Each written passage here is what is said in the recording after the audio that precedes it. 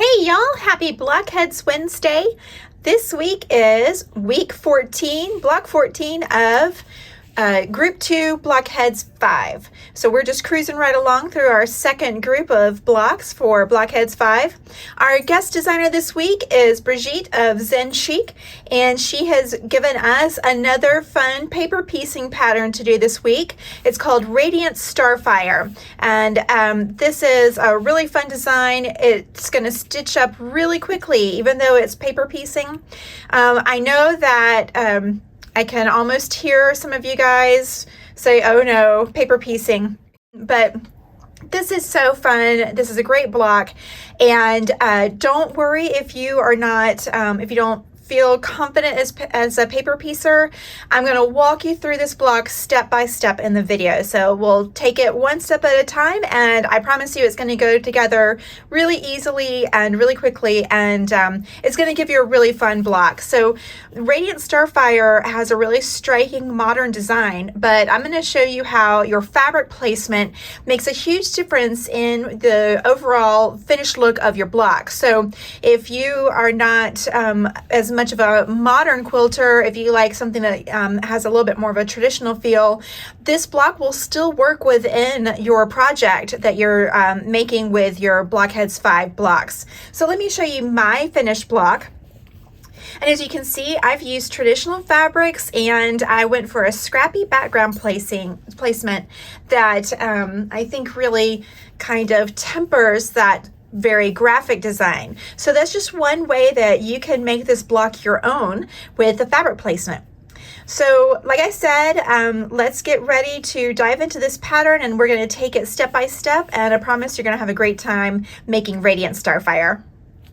Let's take a look at this week's pattern. So our first page is our cutting instructions. The second page is our basic instructions for paper piecing and assembling the block. And then the rest of the pages are the foundation paper piecing templates. So the first two pages of those are going to be for the 6-inch block.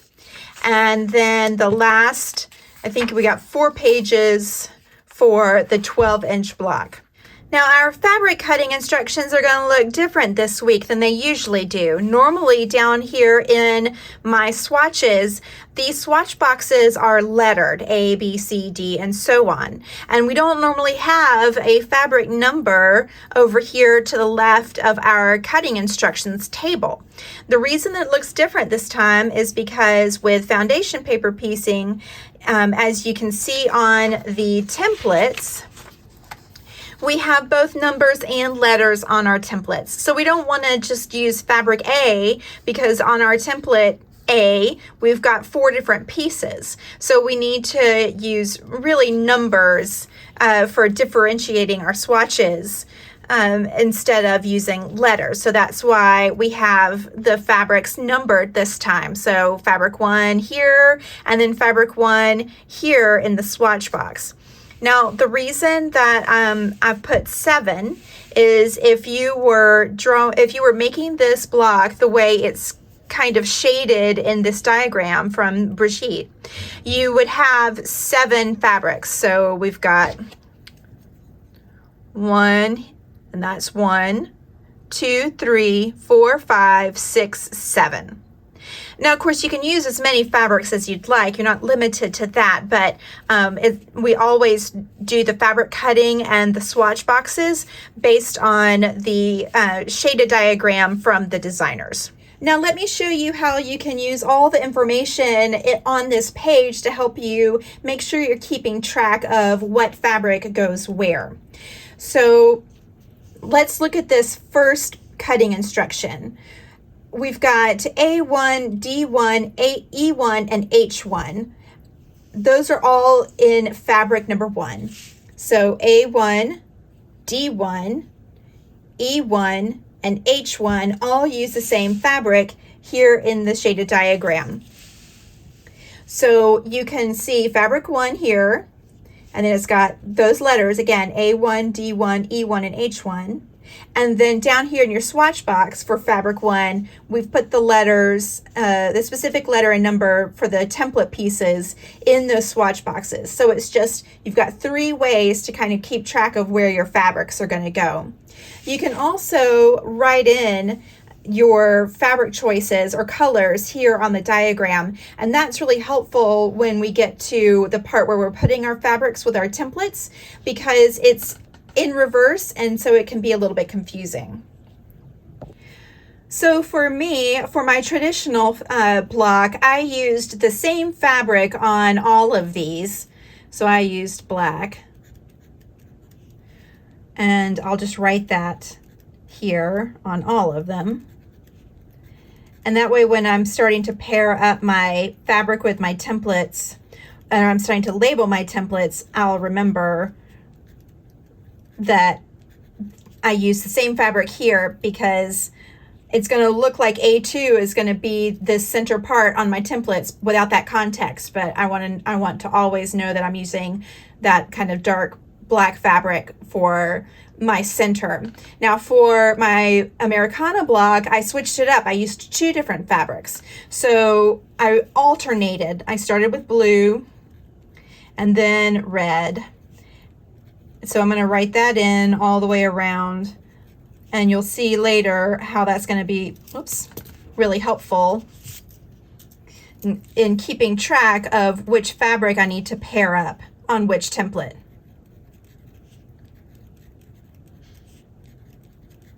Okay, so I'll label my templates when we get to that part of the process, and this is going to help me label my templates appropriately.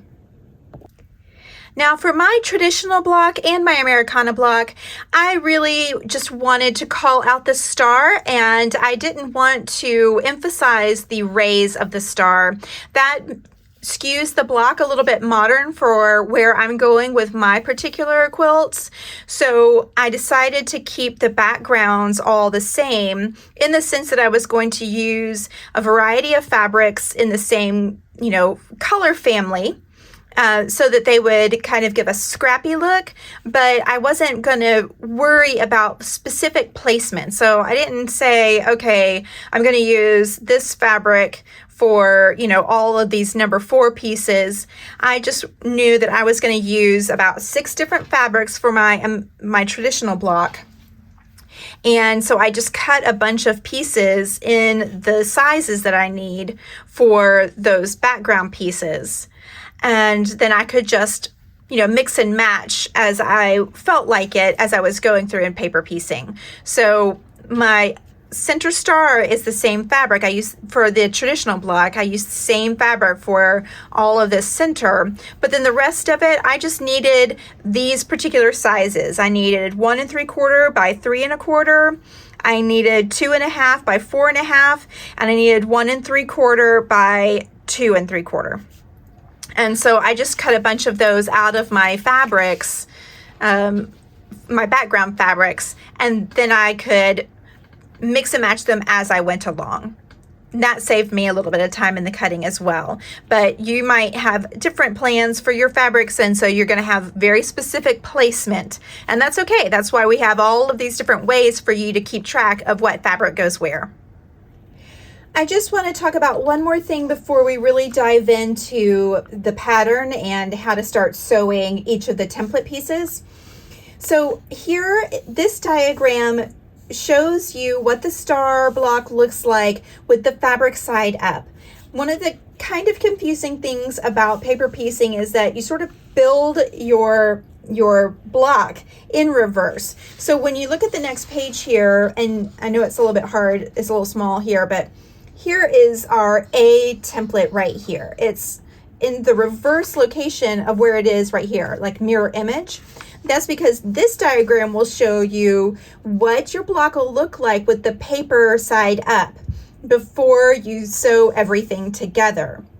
Once you have finished assembling your entire block and you turn it over, it's going to look like this. So that's why this is helpful, to write down your fabrics, because it's easy to get confused. When you look over here, C3 is in kind of a different place.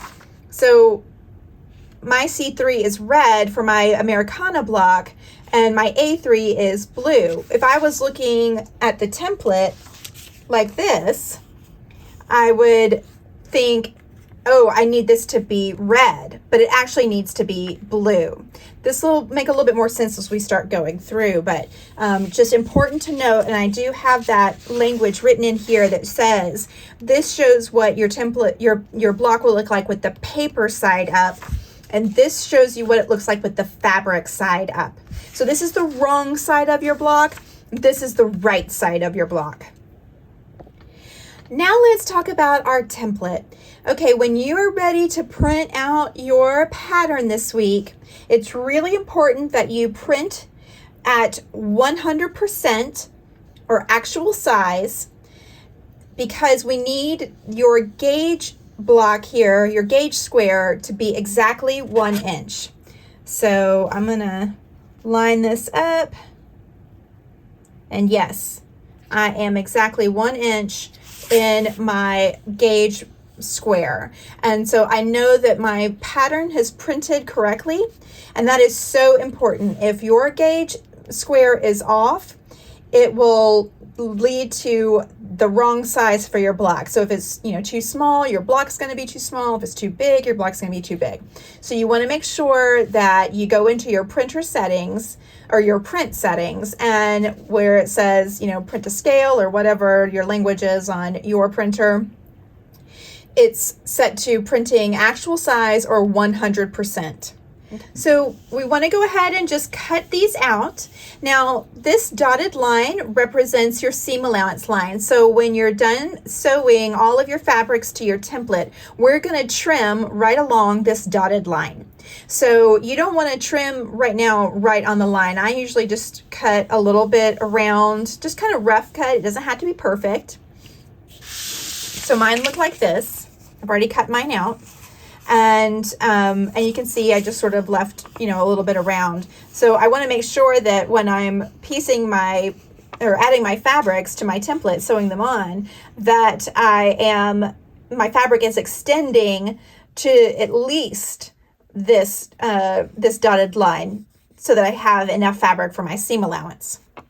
So as I start to lay out my template pieces, you'll see why it's so important to write in, if you're using specific fabrics in specific placements, write those out, because you can see a little bit better this way how this view of your block is the reverse of your fabric placement view.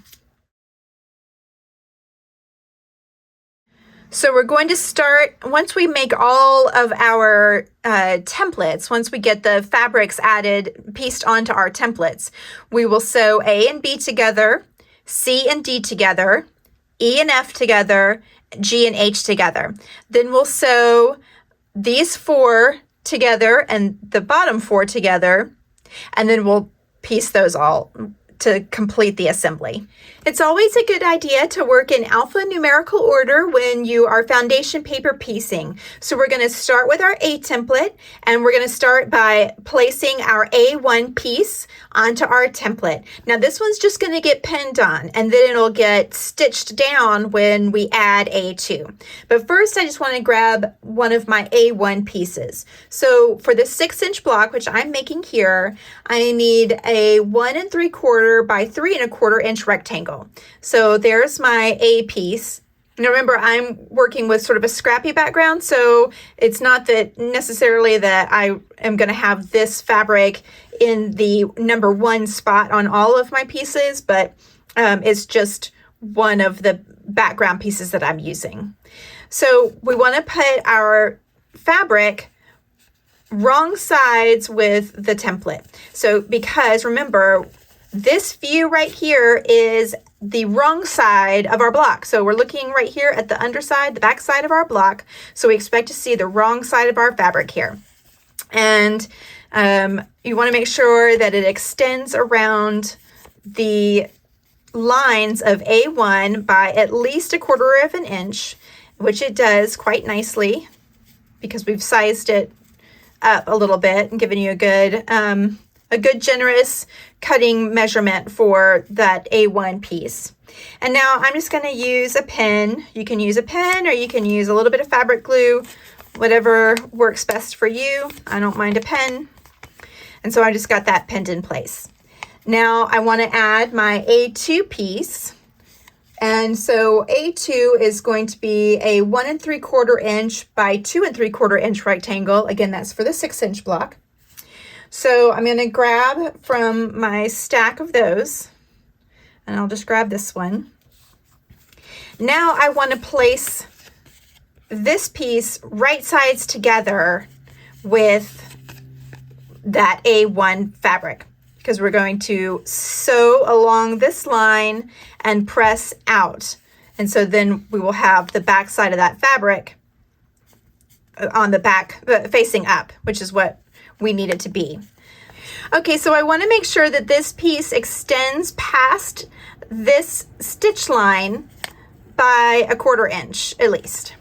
And I want it to kind of go up here a little bit by at least 1/4 inch, but I also want to make sure that when I'm folding it, pressing it out after I stitch it down, that I'm covering all through here. So that's why we want to make sure it's over this stitch line by just 1/4 inch. I'm going to stitch along this line, and you'll see what it's going to look like when I press out. Okay, I've stitched on that seam line between A1 and A2.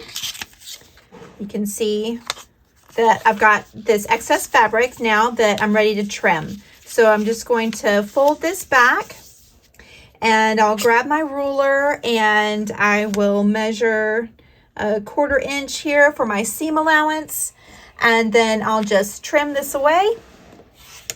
I like using these small rotary cutter for little things like this. And now I'm ready to press this fabric out. And you can finger press, or you can take it to the iron, whatever is easiest. A good finger press should do the trick. And now I'm ready to add my next piece, which is A3. And I've got this handy reminder here that that's going to be one of my black pieces. Okay, so we're going to repeat the process. I'm going to line up my fabric, this A3 piece, so that it is about 1/4 inch over into the A3 section, because this is going to be my stitch line between A1 and A3. So I want to make sure that I've got my 1/4 inch seam allowance here. And I want to make sure that I haven't gone over so far that when I press my fabric out, that I don't cover up to the seam allowance line, this dotted line here, with my A3 fabric.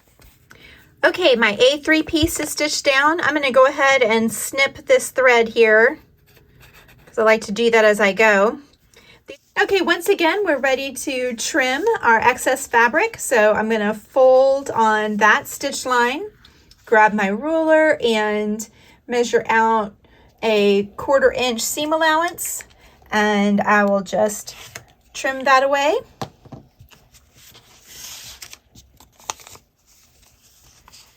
And press out here as well. And I'm just doing a finger pressing here. There we go. Okay, now we are ready to add our A4 piece. Okay, our A4 piece is a 2.5 by 4 1/4 inch rectangle. And we want to line it up again, right sides together with our other fabric pieces. And we want to make sure that it's a 1/4 inch over this longer seam line along A4, between A4 and A3, 1 and A2. And then we will stitch right along that line, just as we have with the others. Okay, so we've stitched the last piece of our A template. Let me go ahead and snip that thread. And now we'll fold this back. And let me grab my ruler, measuring out my 1/4 inch seam allowance so I can trim away all of this extra fabric.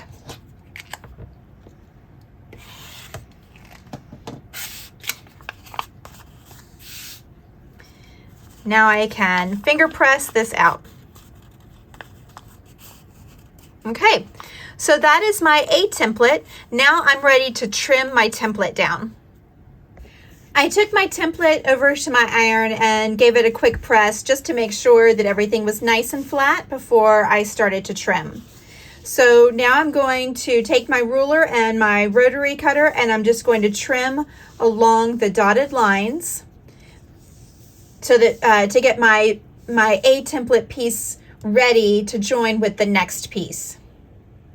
For these tiny little corners, I'm just going to use my fabric snips rather than trying to use my rotary cutter on this sort of short little angle.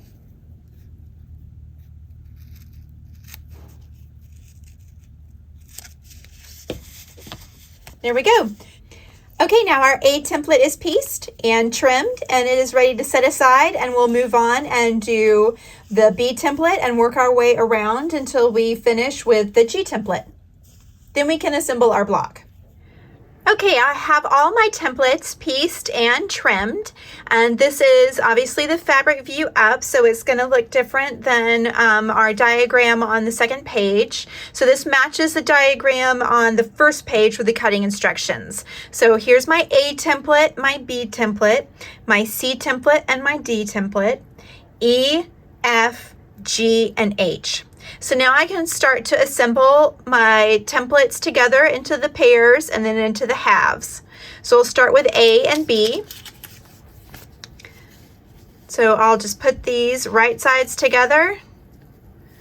And just like when we're doing the individual templates, we want to sew on this line. And we've got these nice little helpful instructions here in the seam allowance to remind you which pieces go together. So join A to B and join B to A, and we'll join along this line, and we'll press our seams open after joining the template pairs together. As I join my template pairs together, I'm gonna just look and make sure that my fold lines for the number 2 piece and the number 3 piece line up. That's gonna help me make sure that everything's all lined up, because it's kind of hard to see. You know, you can't really see where this line begins and ends, you know, as you're sewing it. It's hard to match up that way. So I'm gonna look and make sure that my folded pieces line up. And that's going to help me make sure that everything stays lined up as I'm stitching the templates together. Okay, I've got all of my templates joined in pairs, and now I'm ready to press these open.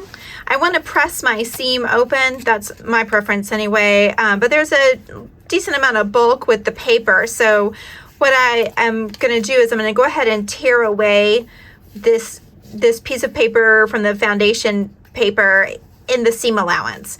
And I just snipped right here at the corner because I want to hang on to make sure that I have, you know, this seam allowance or this stitch line lined up. So I don't want to tear away here and lose some of that. So I just sort of snipped right there at the ends. And now I'll just tear away this paper here from my seam allowance on both sides.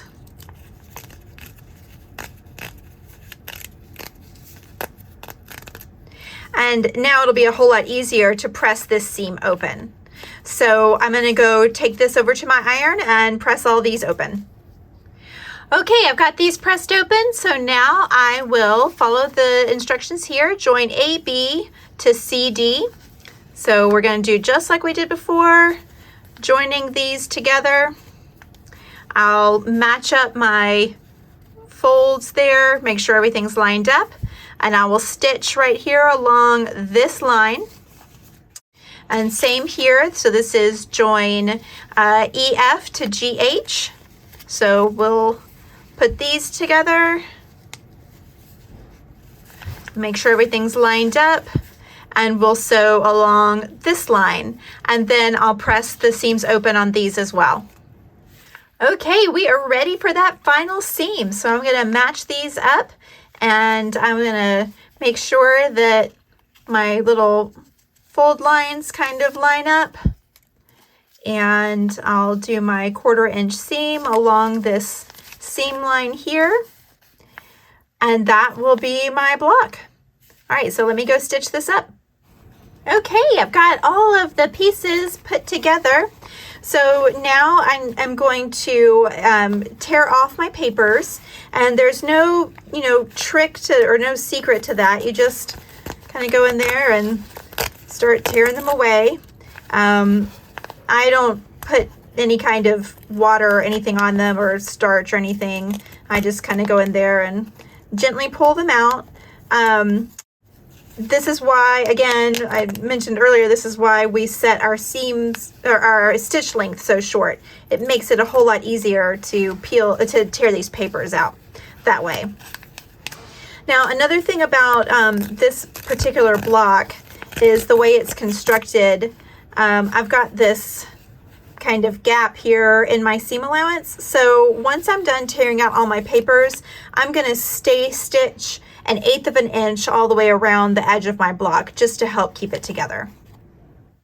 And here's my finished block.